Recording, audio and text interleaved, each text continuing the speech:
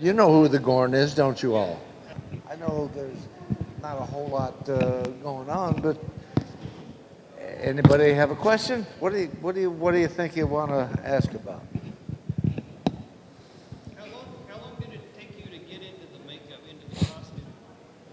Well, the makeup took about 2.5 minutes because they just did a black spot around my nose and stuff so that when I opened the mouth, they wouldn't see my face inside of it. Oh, wow, okay. So that was kind of quick. The costume, oh, maybe 20 minutes to get into it because of the material that it was. That's not too bad. Was it hot? It was, yeah, yeah. It was very hot. We filmed at a place called Vasquez Rocks in California, and it gets pretty hot there. Plus the fact that the base of the costume was a diver's wetsuit, which was almost a quarter-inch thick rubber, neoprene rubber. And then Wao Chang, the gentleman who made the costume, added all the extra muscle on it. So you figure the biggest part of me, I had maybe 3 inches of rubber all around me. That's insane. So yeah, it was pretty hot in that. And then the head, of course, the mouth was open, like I say, and you get a little bit of breeze. As far as for cooling, when the director, who, by the way, his name was Joseph Pevany, God bless him, he's gone now. Uh, when he would holler cut, that means I was done with the scene for the time being. He's changing the scene to another location or something like that. Then I could get away, and I couldn't sit in a chair, but I could get up on a ladder and lean, is what I did. And when I leaned, the wardrobe man was there, and he'd take the head off, and then we'd loosen up the tunic and everything. So it was only hot when I zipped that thing up and put the tunic on, that's when it started getting hot. As far as it goes, the scenes were relatively short. I mean, the Gorn was here, and then he was there, and then he was here. And they showed mostly Shatner or James Kirk running around the rocks, and he's looking for stuff to defend himself. And all the while he's doing that, I'm sitting in the chair watching him sweat. So that was pretty good. So that takes care of the sweating and the hot part of it. How many times did he have to change his uniform? I beg your pardon? How many times did he have to change his uniform because of the sweat? Oh, shit. He let it stink. So how did you get into film work? How what? How did you get started in film work? Yeah, that goes back a long ways. Well, I'll just make it this way here. After I got out of the service, I thought maybe I was going to be through with horses and stuff because I've been horses all my life. And I thought I was going to be through with horses and was going to get civilized clothes on, never wear boots and Levi's, other than to mess around in. But I got a couple of suits and stuff like that when I got out, and I went to work selling 1957 Pontiacs. Well, needless to say, in 1957, they didn't have a draw for the people who sold stuff, so therefore it was straight commission, and I couldn't sell a car for anything. I tried selling vacuum cleaners, I tried selling magazines, I tried selling hot water heat units, soft water units. And I never was a salesman, so I finally said I could not sell a quarter for a nickel. And then that's when I decided I was going to put my Levi's on, put my boots on, and I'd go back out and I'd start rodeoing again and just picking and grinning. Any kind of a job I could find, if I liked it, I took it. But if I didn't like it, I don't want to do that. So I guess when I got out of the Navy, I kind of spoiled myself to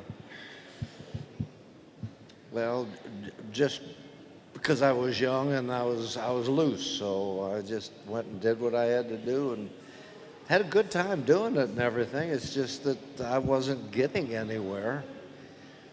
So a lot of the cowboys that were at the rodeos and stuff that I used to go to and whatever, they were ropers and they rode bulls and horses and stuff. And several of them said, well, during the week, they said that they're extras in the motion picture business.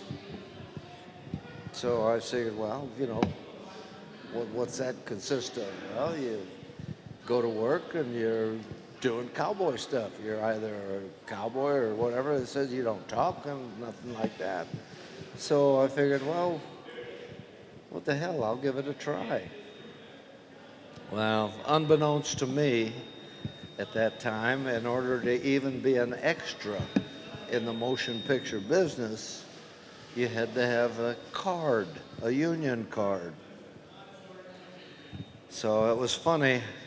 I would go down and I'd say I'd like a job so I could get a card. Well, you have to have a card to get a job. So then I'd go over to the central casting outfit and I'd ask them. I'd say, I'm ready to work. I'm a cowboy. I can do anything on horseback that you would probably require. And if I couldn't, I wouldn't take the job. Oh, they respected that and everything, but they says, you got to have a job before I can give you a card. So I did that for a while, and then I smartened up, and I says, well, shit, this is a catch-22. I mean, I got to have this to have that, and I got to have that to have this. So I just waited around, and then I was at this one rodeo, and a guy, his name was Clark as well as mine. My name wasn't Clark at that time. So he said he quit the movies. He just took a withdrawal on it and stuff like that. So I went to Central Casting and I told them, well, my name is Clark and I took a withdrawal several months back and I want to reinstate. Oh, well, all right. And they looked it up and they found Clark. Okay, they'll reinstate me. So for a small fee, I finally got my extras card. So then that would allow me to work. So then I started going to the studios and I would get a job as an extra. And I did extra work for a couple of years and, it was all horseback and I worked on rawhide as an extra and whatever. Then the time came where I started figuring that, $25 and a box lunch isn't really making a lot of money. However, it was making more than than if I hadn't had the job. But you had to call in every day to get a job.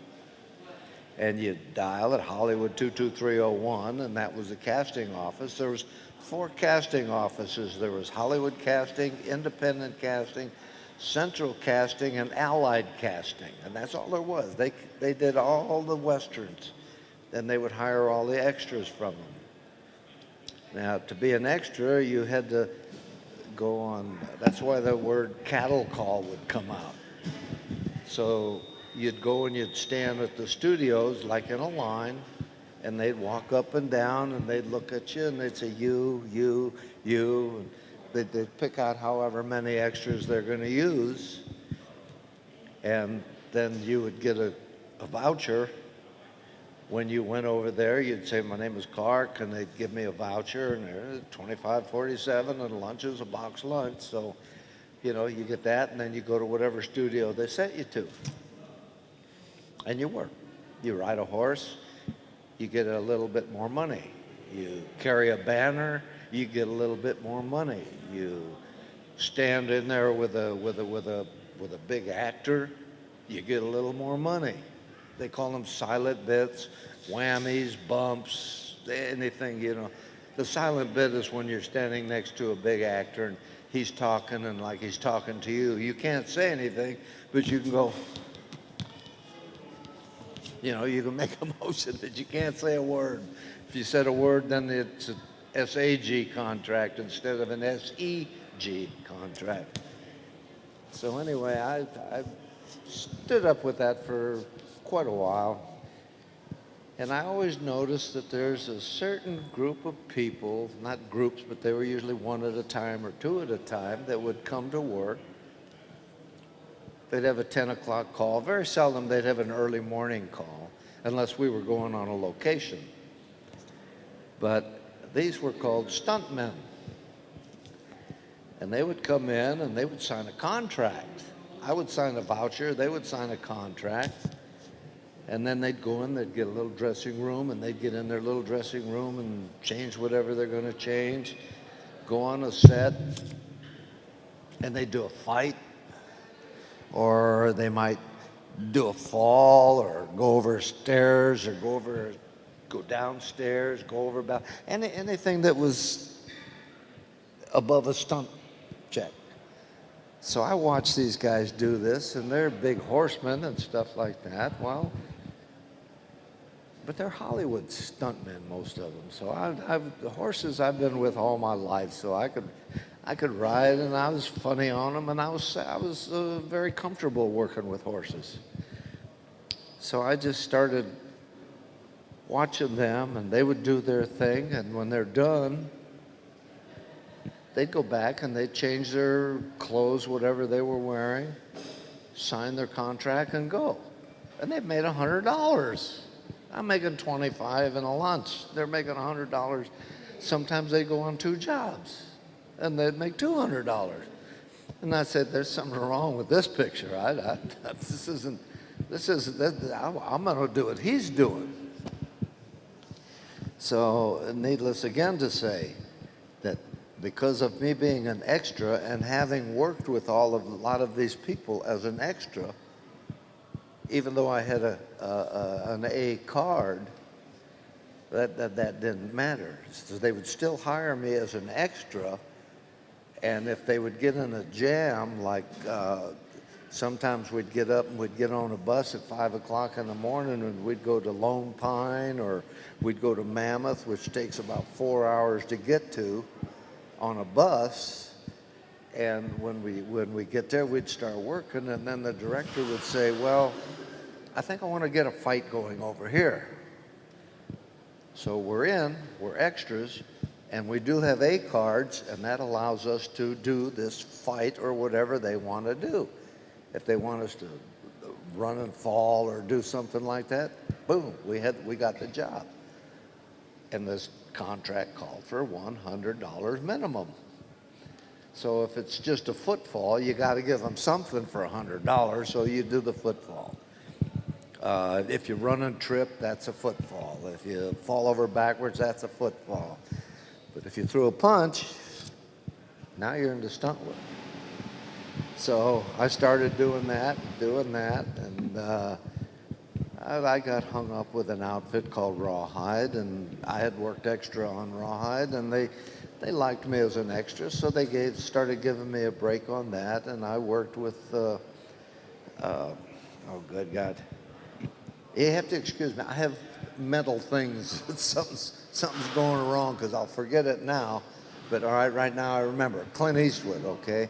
He was on Rawhide. So I would work with Clint and do a few things with him and for him and stuff like that. And then I got to where I was working on that good. And then other shows like Wanted Dead or Alive, we'll give him a break, let him do something. So I'd do something for them, and as time went on, it just started snowballing and getting bigger and bigger, and I was doing better and better things. Well, after a few years, I was kind of set into it, and I was playing with motorcycles, and I was still rodeoing and all this kind of stuff. Well, then the motorcycles kind of came into the motion picture thing. They were making Hell's Angels on Wheels and Wild Wheels and Devils Die Young and Riders Hard as They Come and all that kind of stuff. Well, I would get them jobs because I had a motorcycle, and I could crash it, but they had to pay to fix it, but so forth. and I was doing real good with the motorcycles. This is where I had a lot of off and on speaking parts. So that's good. So now I can do stunt work, and I can talk. So they started hiring me for that, which was great. So it's just, like I say, it just kept snowballing, and then from motorcycles and stuff, and doing high falls, and working at I worked on a picture called A Great Race, and they had a big cowboy fight in the bar. Well, I was one of those guys, and although we didn't get billing or anything like that, we still got our checks, and that's all I cared about was to get in there, do my job, get the money, and or sign the check, and go to the bank. So that's what that kind of wound up as being, and as time went on, I was getting more and more dialogue parts here and there, and so forth. I'd done. I'd go through I can go through many actors. Barbara Stanwyck, I had a scene with her where I was going to rape her and all this kind of stuff. There's a lot to that, and Barbara Stanwyck naturally was a wonderful woman to work for, and everybody I worked for was great to work for and with. So I just assumed. Although now I look back, I've been in the business. Well, I haven't worked probably. I haven't. What would I say? I have not executed myself to work. I don't go and knock on doors. I don't call anybody anymore, but I used to. That's how I would get my jobs, and I'd call directors that I had worked for, like for instance, Gunsmoke. Now I started working on them, many years ago. And it wound up that when I finally retired and everything, I put it all together, and hell, I had 8 years with Gunsmoke. And that's not counting how many I had with Big Valley. Oh God, I hate to, I can't go through it. There was a show out that was called Custer. I worked on that as a trooper. Wagon Train, I worked on that when Ward Bond was the wagon master, and then that's funny. I got his name right now, Ward Bond. But then John McIntyre, became the captain. Well, the reason I remember John McIntyre's name is because him and his kid and me grew up together. So we'd have a lot of fun together. But anyway, this is how it began, and then they started calling me all the time. Now, as far as Star Trek goes, which the Gorn is my what would you call it? It's my trophy for life. I used to do a lot of work for Joe Peveney. I worked with him on, like for instance, what was the show?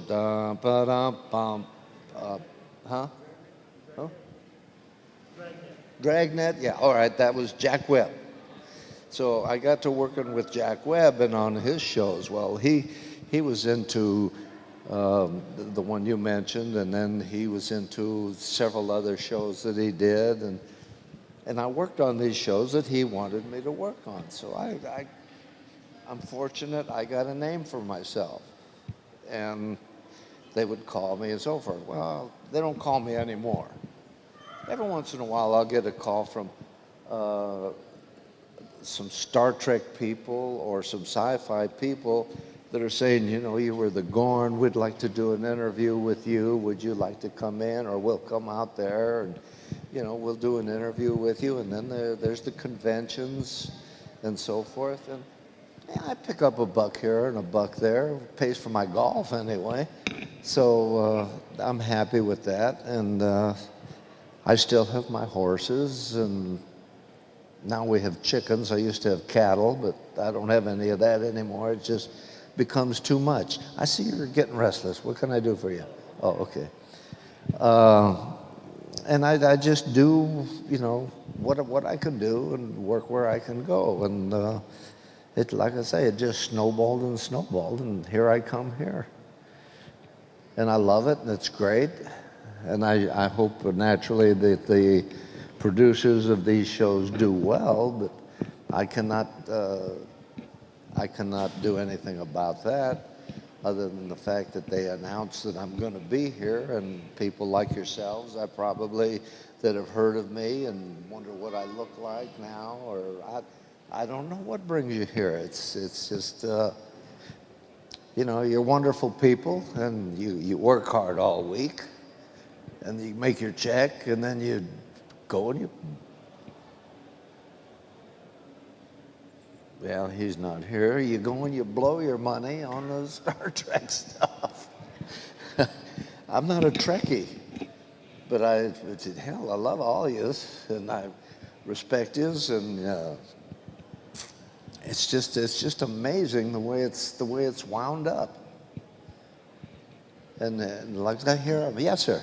Has Shatner ever invited you to see his horses and things? Shatner has horses. Yes, he has some very, very good horses. But now, Shatner's a different guy. I remember him from a long time ago when he was doing acting parts, and he did a couple of Gunsmokes, and he did a couple other shows, and he did a show called T.J. Hooker, and I worked on that as a cop, and whatever. And I've known Bill for a pretty good while, but I've never been close to him. He was always one of those.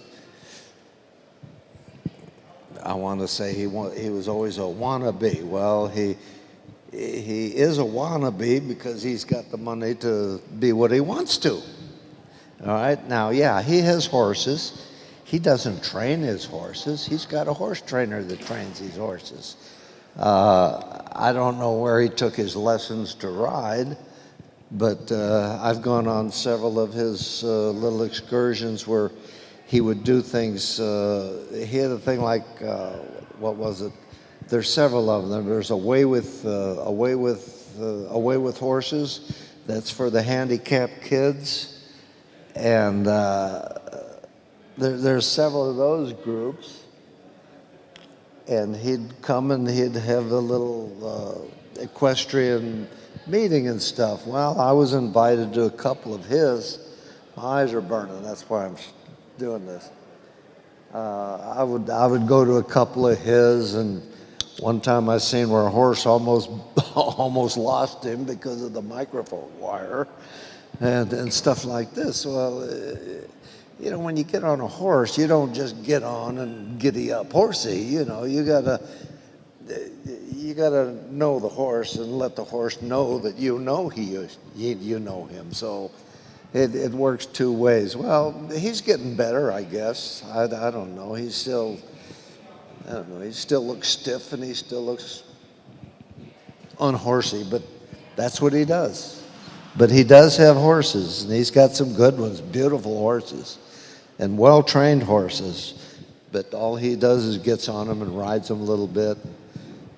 I've never heard of him going on a 20-miler or a 50 or a 100-mile ride, but, you know, he'll meet the guy that pulls his horse trailer at the equestrian center, get out of his car and straighten his hat and put his boots on and get on the horse and stand up there with one of these and talk to the kids, which he's a talker. He's great. And that's what he does, him and his horses. But as far as being an actor and stuff, God, I wish I was a quarter as busy as he is still. I mean, he's got 3 shows going. He's doing commercials. And Christ, he's building a big fancy house somewhere. I think it's in Arizona or maybe here in Texas somewhere. He's building a huge, beautiful house. He's got a beautiful house in California. Who needs 2 houses? I got 2. I got a camper and I got a home. That's about it. And I don't haven't lived in the camper in 5 years, so I'm trying to get rid of that. But anyway, that's how Shatner works there. But it just keeps going and going. What? Oh, I thought you said something. No. Who's next? Anybody else got a question? I like this. This is fun. I like this. I don't like sitting up there looking down on you. And the reason I'm holding my hand up here is because I'm, huh? Said the light's bright. Yeah, that's bright. That's bright. So when you got the call to play the horn, what did you say? I told you what you were playing. Yes, Joe Pevney called me up and said, Bobby, because I've worked for him now, and I could call him up at 11 o'clock at night and talk to him about, what color the moon is tonight or something. He was just that kind of guy. And there's several directors I could do that for. But Joe Pevney was, like I say, he called me up one day and he said, Bobby, he says, I'm doing a show and I got a job for you and I want you to do it. And I says, great, you're going to send me a script? He says, you won't need a script for this. This is a piece of cake. I says, well, great. What is it? What kind of job? What's the job consist of? He says, don't worry about it. He says, it's fit for you and you will like it. Well, that's great.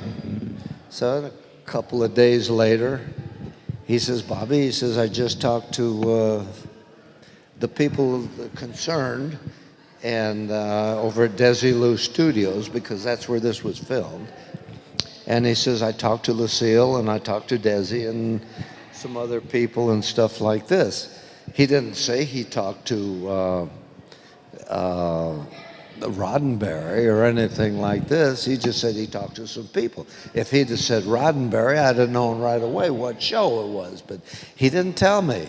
So this went on for a couple of weeks, and then it come time, and he calls me up and he says, Bobby, he says, I want you to go to Desilu, and I want you to go to the wardrobe department and talk to Bill Tice, who's the head of the thing there, which I didn't talk to him because he was somewhere else. I talked to somebody else. So I got there, and I says, my name is Bobby Clark. I'm here for a fitting on the wardrobe for Joe Pevney.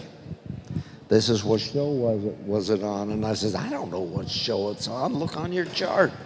Because Joe didn't tell me nothing. Absolutely nothing. And it was a month before I actually went to Desilu, and tried to put. So anyway, I go in the room, the dressing room there. And there's this thing hanging there, and there's something hanging. They always got stuff hanging all over. Something's up there.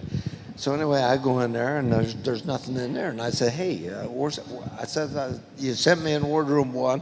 I'm in wardrobe 1. There's no wardrobe in here. He says, they put it in there this morning for you. It's there.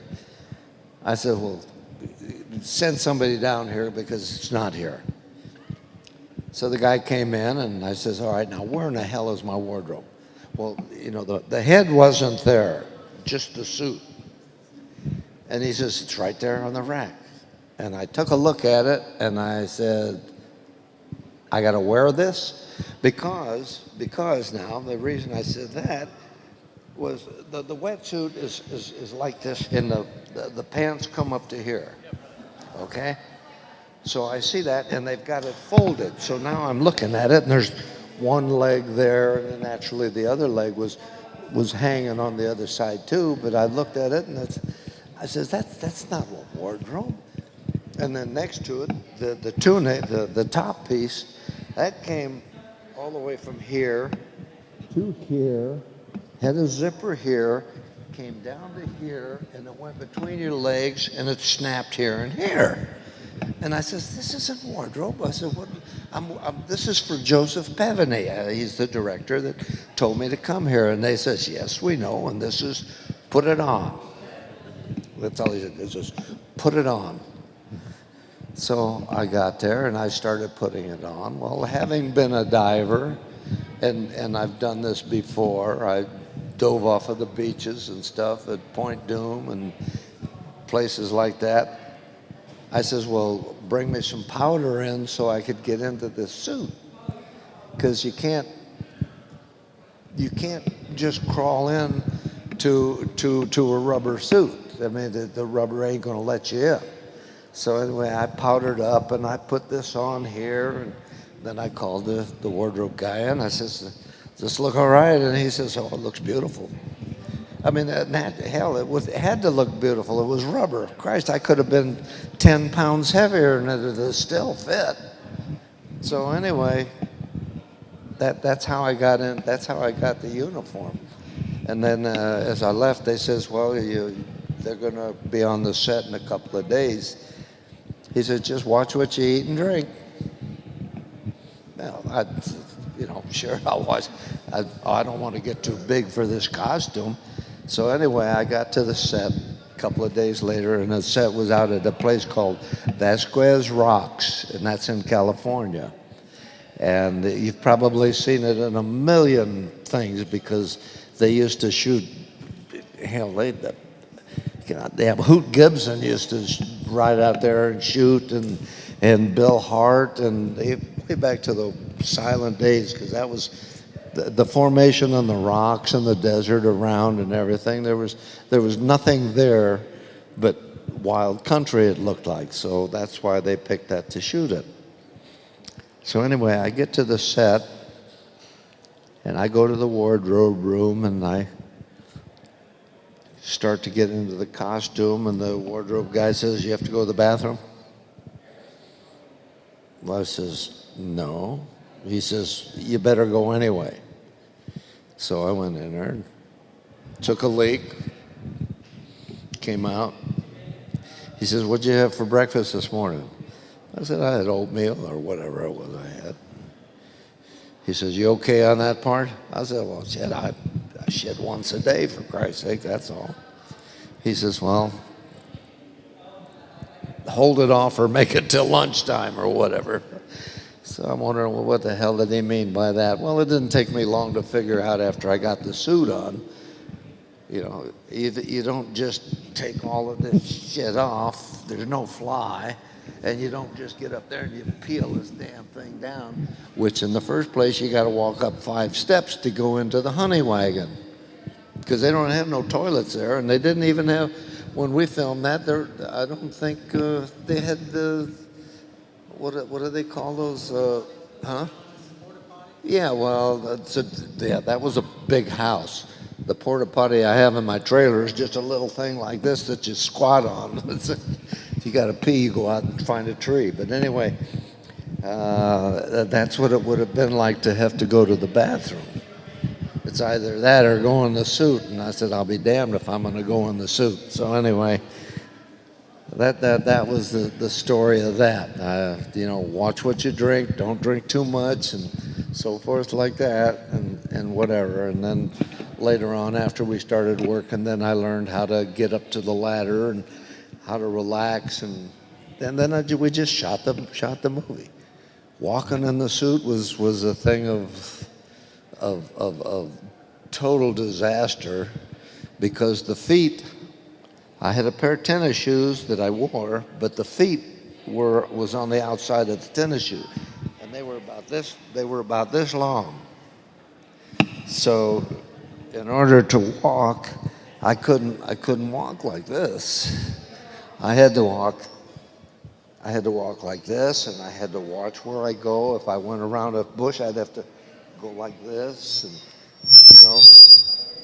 I had to walk very, very cautiously. That's the only thing that took the big time, is walking, because every once in a while I'd get hung up in a damn sagebrush, and boom, I would be falling down. Then someone would have to come and help me get up, because I couldn't just roll over and get myself up. So, yeah, well, it was fun.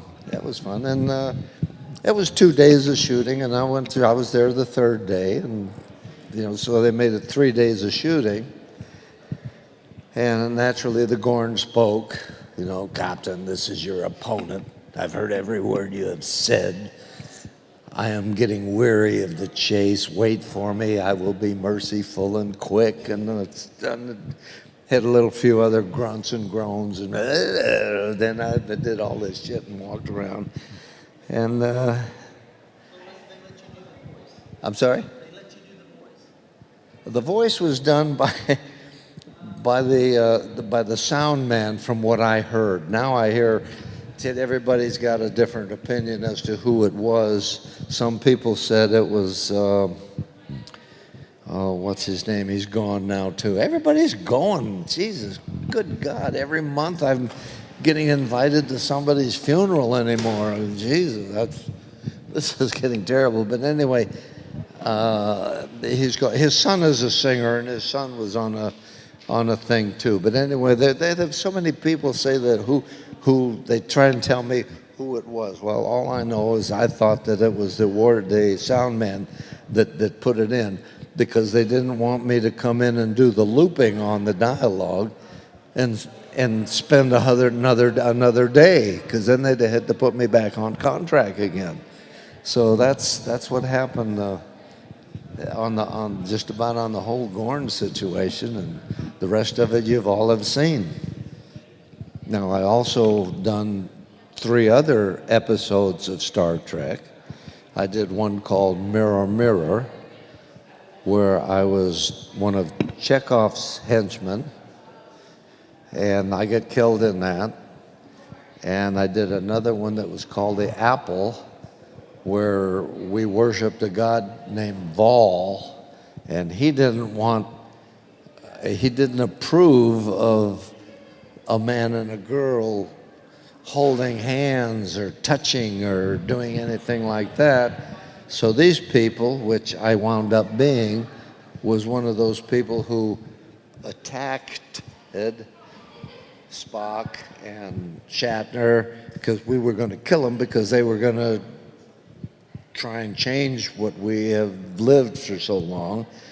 And I got in a fight with Shatner, and Shatner blew me over then too. And that was the end of that one. And the third one I did was called Return of the Archons. Now, I had a part in that, so that was all right, a stunt and a part. And you could see me very good, very clear. You saw me in Mirror Mirror very clear, but it was boom, that quick, because I got shot right away. And on Return of the Archons, I was dressed up in a suit, and Landrew, I think it was the head computer that didn't like anything that was going on. So naturally, at a certain time and at a certain day or whatever, a siren would go off, and that was called Festival.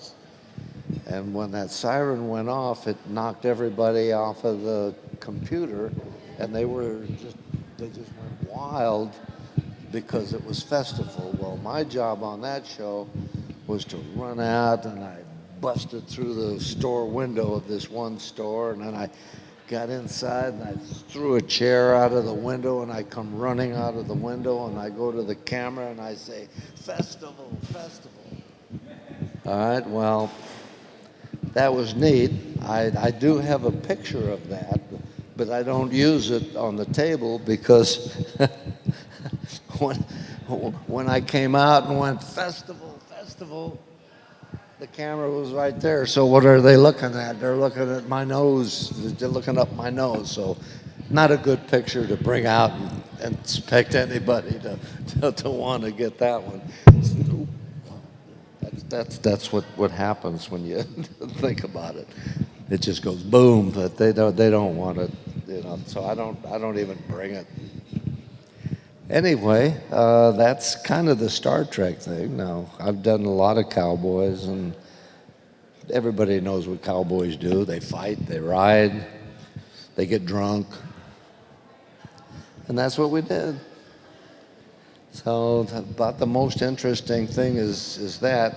However, there are a lot of things that being a cowboy is kind of weird, and it's funny, but this is stuff that I never really imprinted in my mind, because it's what we did. we would get on a bus, and everybody is different, of course, and we'd get on a bus, and every bus had a nice big round table about that size as that table there. And as we're going to location, there'd be 5 or 6 of us that would get together and we'd play a little game called Cowboy Pitch. And we'd gamble, that's Cowboy Pitch. Cost a lot of money to learn how to play that game, by the way. But we would play that, and different things would happen on the bus. There were several different guys who were just unlucky, and if anything was going to happen, it would happen to these people. I remember there was a guy, his name was Tracy. This guy, he could play a harmonica, he could make a harmonica talk where you can understand it, you know, and stuff like that, and train whistles and all this kind of stuff. He played with Johnny Cash sometimes with his harmonica, with the old people. But this guy, I don't know what it was. We had a job one time where we were out in the desert. Everybody had a horse. Tracy had a horse. He could ride. He was an old cowboy. But I swear to God, there's quite a line of us, and we're cavalry soldiers doing a cavalry charge. So the director says, you get on the horse. He says, I want you to line up. He says, and then I want you to spur in and just let them go. So we all get in a big line. We spurred in. We let them go. And what does Tracy do? Somehow or other, God didn't, or he just wanted to show Tracy because he was in the middle of the desert and he's running his horse and he runs into a box spring mattress that was there for 100 years, and all you could see was horse, Tracy, and box spring up in the air, and all the other horses are going anyone that was anywhere near him, some of them bucked away, some of them ran away, some of them stopped. Oh my God, it was the funniest damn thing. But you know, Tracy didn't get hurt. It was just, it was such a funny damn thing to see all that happening, and you're middle of the desert, for crying out loud, in a box spring. That was one episode with Tracy. Another episode with Tracy, we were Air Force guys. We were dressed up as Air Force guys, and we were going up to one of the hills where they had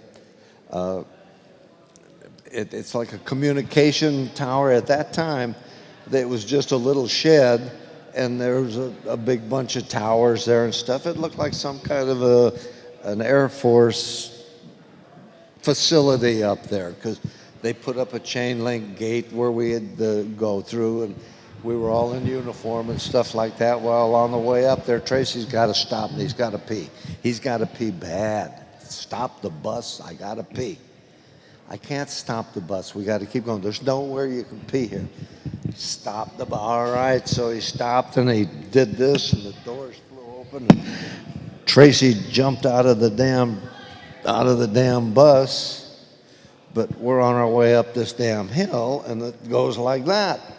And what does he do? He jumps out of the bus, he hits the goddamn curb, and down the hill goes Tracy. I think about that sometimes, just out of nowhere at all, and I just gotta laugh. And he's the one that it's impressed right here in my brain, because I can, if I sit down and really concentrate, I can think of a million other things that have happened, where a guy is supposed to hit his spot and he don't hit his spot, and they got to do it over again, and it's just all that kind of stuff goes on in front of that camera. So that's about it. But Tracy is the man. He gets the golden spur as far as I'm concerned. And that's about that part. Anything else you want to know about or ask about?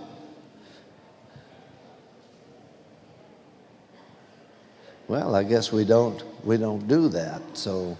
Did you have Well, yeah,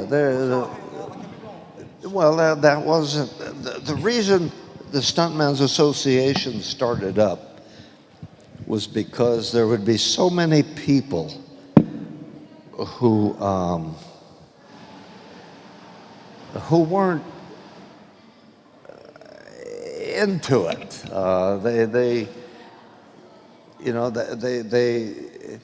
You ask anybody in the picture business, can you ride a horse? Oh, I can ride a horse. I can ride a horse. I can ride a horse. Everybody can ride a horse, but nobody can ride a goddamn horse. Put a cowboy on the damn thing. I'll give you a little example of that. We were doing a Gunsmoke one time, and I was one of two other guys. There was three of us, and we went into the bank at Dodge, and we robbed the bank at Dodge. And we're coming out of the bank, and we start shooting. I'm the stuntman. I got shot, and I'm down. Now, here's Tom and here's Dick. They got to run from the porch to where their horses are tied with the money sacks, throw the money sacks on the horse, untie it, get on the horse, and go. Well, about 8 or 9 takes later, the director says, what in the hell is the matter? What's the matter? We got to get these guys on a horse. And one of the wranglers, now a wrangler is a guy that takes care of the horses and stuff, gets them saddles and stuff, which we helped to do. Well, these other guys, they can't do that. They don't even know what a cinch is. But anyway, this guy hollers up. He says, well, what do you expect? You killed the only guy that could ride, you know. And that's what that was. So this is why the association started up, because there were so many people that could do this stuff and couldn't do it. Now you went through things. You didn't just go up to the association and say, I'm a stuntman and I want to work, because the first thing they're going to say is, well, what have you done? And then they'll start saying, well, that didn't work. So anyway, and some of them got in, and they couldn't. Now I'm talking strictly. I'm talking horse work now. Okay, they couldn't ride a horse, but everybody could ride. So there was other things, motorcycles. Yeah, a lot of guys can ride a motorcycle. They get on it and they come out of their garage and they go to the studio, or they go here or they go there. But put them on a motorcycle on a goddamn bike trail that goes up a hill or something like that, and they're all over the place. They can't do it. So that eliminates them from that. And then there's the guys that say, well, all right, I can drive a car. Sure, anybody can drive a car. Can they go out there and they spin a 360? Do they know how to spin a 360? Can they do a 90 and not hit the other car? Can they come in and slide sideways and get up next to the curb? They can't do that. All they can do is drive down the road. That's what they do. Hi, how are you? Is somebody waiting? Or is that 5 minutes? 5 minutes? Well, we're running down here. So anyway, that's how the association started up. And then as time went on, there are other things that have happened. For instance, some of the black guys wanted to become black stuntmen, so they started a Black Stuntmen's Association. A lot of them were pretty agile, and they can do a lot of things. A lot of them couldn't ride a motorcycle though, and some of them can drive and stuff. But they've worked their way into it. They would get out and they would practice. Even I used to do it. I would rent a car sometimes, and I'd go out and I'd beat the shit out of that car, and then I'd take it back and say, well, hell, you don't think I'm going to wreck mine, do you? So I'd go out and I didn't wreck it. I mean, I'd go out and I'd spin 360s and I'd do 90s and I'd do chases and I'd hit the brakes and and do this kind of stuff. I'd never jump them or anything like that. That was just the studio cars, and you jump and you go and you land. once you're in the airborne, you've lost everything. You're a passenger. You hit the pavement, and that car goes a boom, and you go kaboom. But you do learn one thing. You learn that you get a tire and you put it underneath that goddamn seat, because when you come down, you're going to hit. And when you hit, your back is going to go blah. That's why you take shows like Dukes of Hazzard and the A-Team and shows like that. It was all mostly car stuff, jumping cars and doing this and doing that. Well, that's fine. So there was a certain group of guys that were in the association, and a lot of them that weren't in the association, but the association guys, there was about 4 guys that decided they were going to form another stunt outfit, and they called that Stunts Unlimited. And that was Ronnie Rondell and several other guys. They went in there and they started up Stunts Unlimited, and they started working their kids in the cars and stuff like that. So there's Ronnie and his 2 kids. One of them is gone now. He had an accident on the what was that show with the helicopters? Anyway, a helicopter crashed, and he was in there and he didn't need to be in the car, but in the helicopter, but he was in the helicopter when it crashed, and he got killed. Stunts Unlimited lost several guys doing different stunts. Airwolf did one, yeah. They had a big crash, and that was out by Magic Mountain. Airwolf. You know, it's so long ago, and huh? Blue Thunder was the other helicopter. Oh, Blue Thunder, yeah, that was. All right, yeah, and I did a show years ago called Dirty Mary and Crazy Larry. Yeah, I worked on that. We tore the shit out of that Dodge, didn't we? We went through about 4 of them. But anyway, the cop that was chasing us, what was his name? Do you know what happened? He was on Blackboard Jungle too. He did the show Blackboard Jungle. He was the guy that always did this and that. Anyway, he was a cop on one of the shows. No, he was something on one of the shows, and he was trying to do something, and the helicopter crashed in the water, and he survived, but the kid got they lost a kid on it, and another kid got really bad hurt. That was one of the shows that but that was from the outfit, and they kind of just, they weren't association people. They were association people that just hired people to come and do a lot of stuff that they really should have worked on some more, because the kids, you can't blame the kids are handy, but kids got to have a tendency of wanting to push that envelope just a little more than they should be wanting to do. Even today, they're doing it. I mean, good God, look what they're doing on bicycles and motorcycles now. I would have never thought of doing that. See, I would come off of, and myself, we'd have motorcycle races, all right, and there was always an uphill and a downhill and a mud hole and all of this shit, and we would race in it, but it was always in a good spot. But these kids now, they don't race anymore. They're interested in jumping 48, 50 cars and rolling a car 70 times, and you know, you don't need that on camera anyway. We used to make 30-foot falls look like they were 100 feet. Now they don't want to make them look like 100 feet. They want 100 feet. And that's where they're having their bad spots, because they're hitting the pads, and the pads aren't strong enough, and they go right through the pad to the ground. They're gone. So anyway, I still got 3 minutes, right? Yeah. Well, you heard the buzzer. I didn't hear it. I got hearing aids and I don't hear it. But hey, do they? No, they don't squeak. Huh. I put my hand in front of it, it squeaks.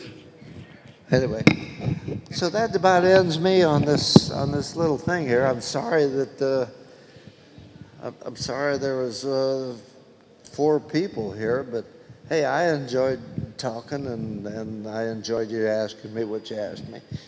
This could go on for a long time.